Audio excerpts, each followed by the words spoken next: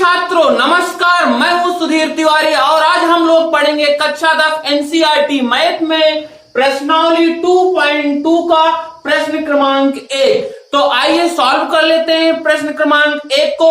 Video को शुरू से अंत तक देखना। सवाल में अगर जरा सा भी डाउट आपको हो तो हमें बताना, कोई डाउट नहीं होगा। तो आइए सॉल्व कर लेते हैं सवाल को। सवाल नंबर 1 कह रहा है कि निम्न द्विघात बहुपदों के शून्यांक ज्ञात कीजिए और शून्यांकों तथा गुणांकों के बीच के संबंध की सत्यता की जांच कीजिए। तो हमें शून्यांक ज्ञात करना है और शून्यांकों तथा गुणांकों के बीच संबंध की सत्यता की जांच करनी है। तो सबसे पहले हम ये जानेंगे कि शून्यांक क्या होते हैं। शून्यांक वे मान होते हैं जिसे उठाकर अगर उस बहुपद में रखा जाए तो बहुपद का मान शून्य हो जाए। तो ध्यान दो, पहले थोड़ा सा मैं रफकार में आपको समझाता हूं। जो द्विघात बहुपद होता है उसका जो स्ट्रक्चर अर्थात रूल होता है, उसका जो नियम होता है वो कैसे होता है ये हम जान लेते हैं।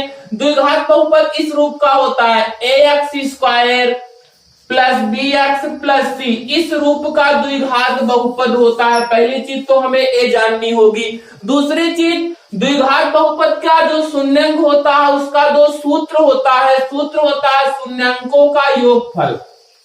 शून्यांकों का योगफल, तो शून्यांकों का योगफल बराबर होता है -b/a और शून्यांकों का गुणनफल होता है, शून्यांकों का गुणनफल, शून्यांकों का गुणनफल होता है c/a। ध्यान देना यहां पर कि शून्यांकों का योगफल होता है -b/a। इसका मतलब होता है कि b क्या चीज है बहुपद में, देखो ध्यान से, x के बगल जो लिखा होगा अर्थात x के बगल का जो गुणांक होगा, x का जो गुणांक होगा वही क्या होगा, b होगा। और x² का जो गुणांक होगा वो क्या होगा, a होगा। और तीसरा पद जो होगा अचर पद, उसे हम बोलते हैं c, वो आपका c होगा। तो इतना आपको कंफर्म हो गया कि x² का गुणांक a होता है, x का गुणांक b होता है। तो कंफर्म हो गया शून्यांकों का योगफल और शून्यांकों का गुणनफल क्या होता है। अब आइए हम सवाल को सॉल्व कर लेते हैं। सवाल कैसे सॉल्व की जाती है देखो ध्यान से, आपको एकदम आने लगेगा, कोई दिक्कत नहीं होगी। तो आइए सवाल को हम सॉल्व कर लेते हैं। सवाल कह रहा है कि x² - 2x - 8, इसका हमें क्या ज्ञात करना है, शून्यांक ज्ञात करना है। तो शून्यांक के लिए सबसे पहले इसको हमें गुणनखंड करना पड़ेगा। तो गुणनखंड अगर आता है आपको तो ठीक है, नहीं आता है तो आइए हम सिखाते हैं गुणनखंड, आपको आने लगेगा, कभी नहीं भूलोगे।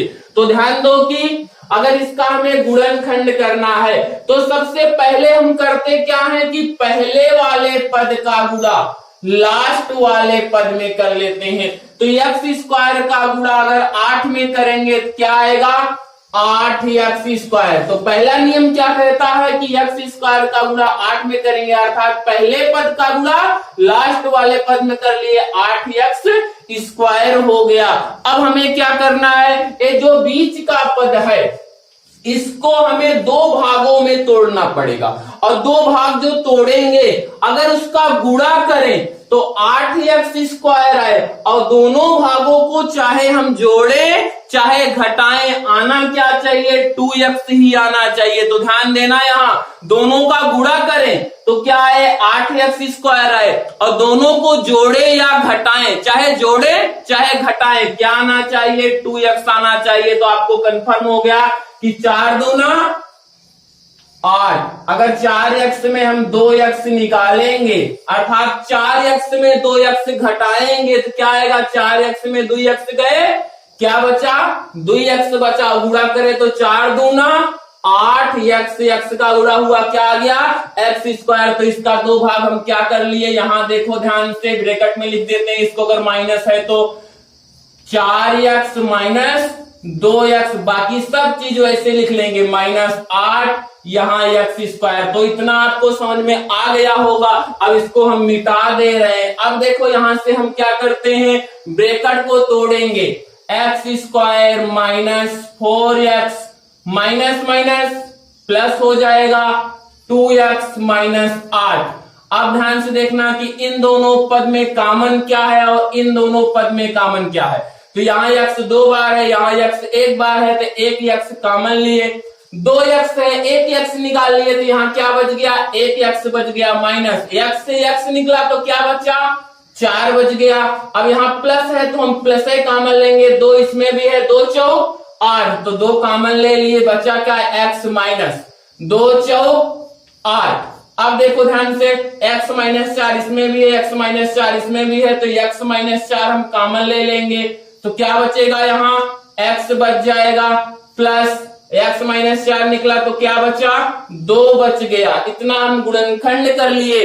अब ध्यान देना कि शून्य के लिए जो गुणनखंड करते हैं, जो बहुपद होता है उसका मान शून्य होता है, तो इसका मान हम क्या कर देंगे, शून्य कर देंगे।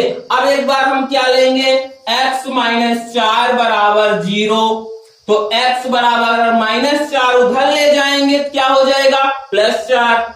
अब यहां पर देखो x प्लस 2 बराबर 0, तो प्लस 2 अगर उधर जाएगा क्या हो जाएगा, माइनस 2। तो आपका शून्यंक ज्ञात हो गया। एक शून्यंक क्या आया, 4, दूसरा क्या आया, माइनस 2। अब हम सत्यता की क्या करेंगे, जांच। शून्यंकों तथा गुणांकों के बीच सत्यता की जांच कर लेते हैं। तो यहां हम लिख देते हैं सत्यता की जांच। सत्यता की जांच। अब सत्यता की जांच हमें करनी है। आपको हम पहले ही फार्मूला बता चुके, क्या होता है, शून्यंकों का योगफल, योगफल बराबर क्या होता है, माइनस बी अपॉन ए। तो ध्यान देना कि शून्यंकों का योगफल, इसका मतलब कि शून्यंकों को हमें जोड़ना है। तो पहला शून्यंक कितना है, 4, प्लस जोड़ना है तो प्लस लगाएंगे, दूसरा कितना है, माइनस 2 बराबर, यहां सूत्र में ही माइनस है लिख दिए। फिर बी यहां देखो b क्या होता है, आपको पहले ही हम बता चुके कि x का जो गुणांक होगा, x का गुणांक क्या है, माइनस 2। यहां देखो माइनस 2, तो यहां क्या लिख देंगे, माइनस 2 b के स्थान पे।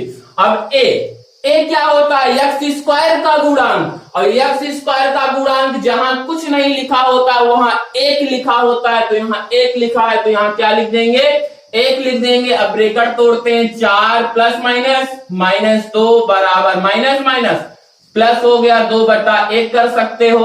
अब 4 में से 2 गए, 2 बराबर, यहां पर 2 है, नीचे 1 का कोई मतलब नहीं होता, तो 2 बराबर 2 आ गया। इसका मतलब हमारी सवाल सही है। चलो शून्यंकों का गुणनफल ज्ञात कर लेते हैं। शून्यंकों का गुणनफल, शून्यंकों का गुणनफल का फार्मूला क्या होता है, c अपॉन a। चलो शून्यंकों का गुणा कराते हैं। यहाँ क्या है, 4 गुणे, यहाँ क्या है, दूसरा शून्यंक माइनस 2 बराबर c अचर पद होता है, तीसरा पद, यहाँ पर क्या है, माइनस 8। a का मान क्या होता है, एक्स स्क्वायर का गुणांक, जहां कुछ नहीं वहां 1 है, 1 लिख देंगे। तो 4 दूना 8, माइनस 8 आया, बराबर यहाँ माइनस 8 है, 1 के नीचे कोई मतलब नहीं होता, माइनस से माइनस काट दिए, तो 8 बराबर 8 आ गया। तो ये भी हमारा सही आया। तो बताओ समझ में आया कि नहीं आया। तो बहुत ही आसान है, अगर आपको जरा सा भी डाउट हो तो वीडियो को फिर से प्ले करके देख लेना, पूरी सवाल आपका डाउट हट जाएगा। तो चलिए हम अगली वीडियो में इसका अगला पार्ट अर्थात पहले की दूसरी सवाल सॉल्व करते हैं। तब तक आप सवाल को लगाते रहो और वीडियो को लाइक और सब्सक्राइब जरूर कर लीजिए, ताकि अगला वीडियो आपको सबसे पहले मिल जाए। Bye bye.